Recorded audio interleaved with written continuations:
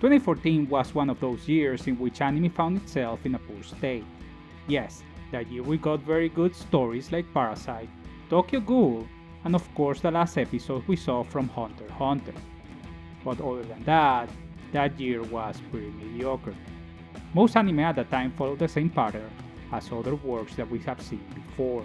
That was until a young woman entered through the gates of the Honnouji Academy with a menacing look and sporting a big-ass half-scissor sword.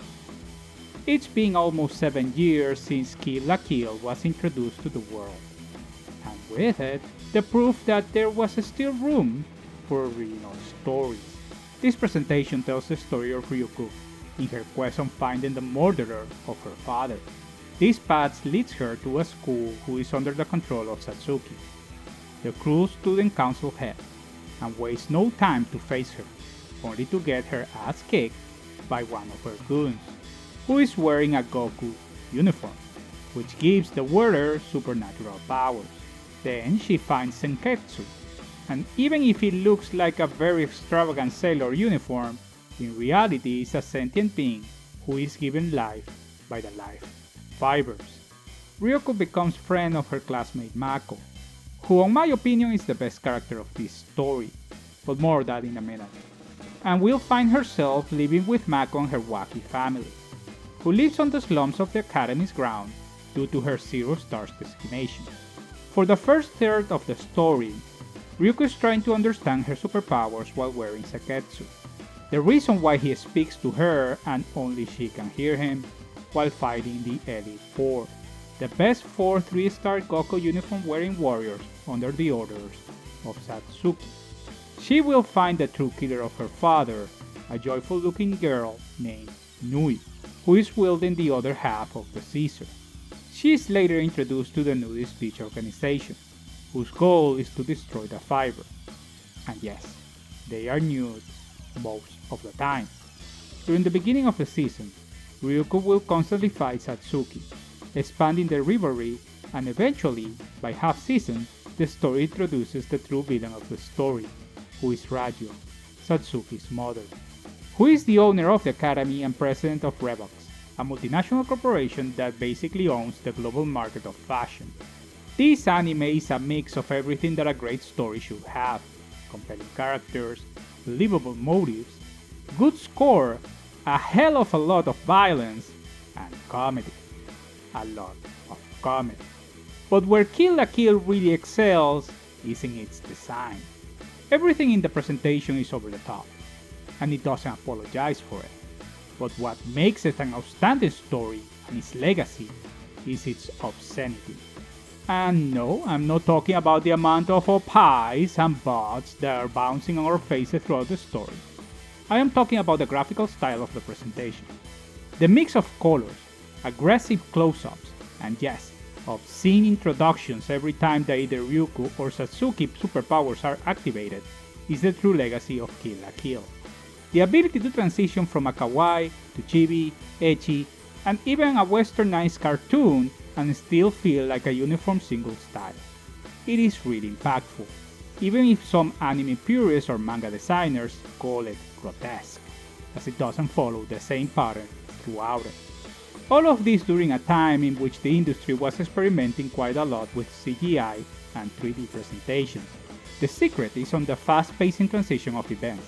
Everything happens so quick that the viewer sometimes struggles to pick up, especially on the later part of the season. But even if this hurts the storytelling, it helps the design style.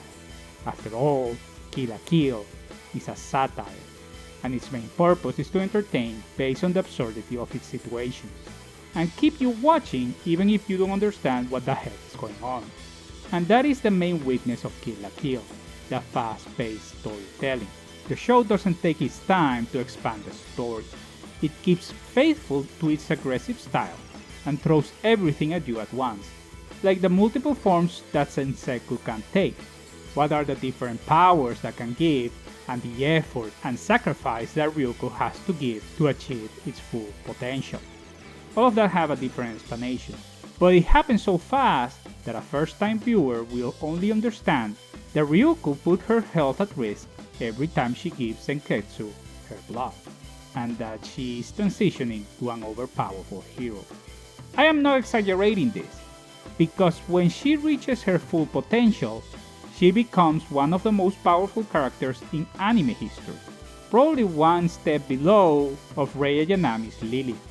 Yes, she is that powerful. Even I, that have seen this presentation multiple times, have struggled to keep up with the story when rewatching it for this essay, and every time I revisit KillLaKill, I discover something new. Like this time, for example, I realized that Senketsu is missing one eye, just like Ryuko's father. The audience in general will keep watching up to some point, because it's highly entertaining. But if you are trying to keep up with the story and can't, then some people will quit by half season. And can't blame them, because there is a point in the story that things get quite complex. Ryuko is the style of hero that takes herself way too serious, and together with Satsuki are probably the top flavorless character of KillLaKill. That doesn't mean that they are bad characters, in my opinion they are extraordinary ones. But everything surrounding them are so over the top that makes them feel like it. Even Satsuki's mother have some hilarious moments. Serious characters feel out of place in this world, and that makes them unique. You like them because are easy to understand, have real motives, and act in a coherent way. I personally like them both, but I feel like the ending for both of these characters could have been better. After some big reveals into the story, I always hope for more. Not a lot more, because this is KillLaKill after all, but a bit more. Ryuko's main weakness is her rage, and that leads her to failure. To the point she starts to doubt on herself, and that takes her into a depression. But she's so stubborn that doesn't stop her. It makes it grow a lot and becomes mentally stronger. That is where her friends take a big role in her development. Because at the end of the day, all of what Ryuko was fighting for was because she lost her dream to be part of a family. But now she has an adoptive one that loves her and supports her on their wacky and unique way. And that is her sweet spot. Ryuko will mature and will give it all to protect her friends, family, the world, and avenge her father, even putting herself in the line multiple times, and willing to accept the ultimate sacrifice to achieve it. Even if she loses it all at the end, how can't you love this character? Satsuki is similar to Ryuko in her seriousness, but on how she behaves is the exact opposite. She is more patient and strategic-minded. She doesn't allow her feelings to control her and understands that everything will have its due time. At the beginning of the story, Satsuki is presented as a cruel villain, but as it develops, the viewer discovers she is a more complicated character, with real motives and sweet spots. She will fail and put herself in a situation in which she will have to accept her flaws, and she does, but in a very methodical way. She is a true leader and a warrior. Her Elite Four will defend her at any cost, but when it's time to fight, she will not hesitate to wield her katana to defeat any enemy. Her weakness is similar to those of Ryuko. She would like to have a family, as the only one that she has is her mother, who is vile and authoritarian. Senketsu is not only the source of Ryuko's supernatural powers, but also a sentient being that becomes way too effective for her. He is obsessed for Ryuko wearing him all the time and has a unique sense of humor, mostly because it is portrayed by a deep voice. He is an extension of her father, therefore it becomes a father-like figure to her. They will have a love-hate relationship at first, but both of them will evolve into an unbeatable team once they start to get used to one another. And well, then we have Mako. This is probably the obscenest character of the story. Not to mention the most funny and wacky of them all, well, she and all of her family.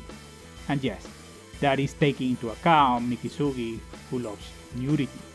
Mako is Ryuko's unconditional friend, and kind of annoy her at first, but she will be with her always.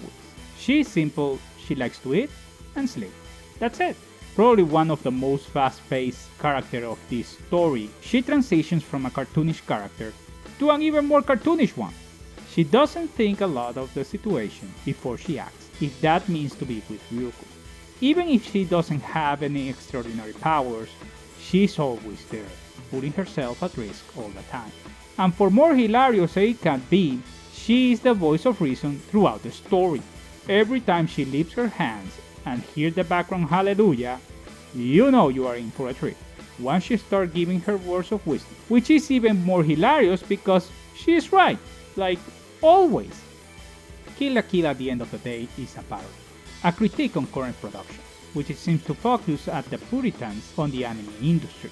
Due to its aggressive design and fast-paced storytelling that works mainly because of the originality of its main characters, it's that kind of recent years anime that will remind you of the mid-90s, when the industry was finding itself out of a crisis and many original adaptations pushed for new ways to tell a story. The beautiful obscenity of KillLaKill is its legacy. How about you? Did you like KillLaKill? What do you like about it the most? Who is your favorite character?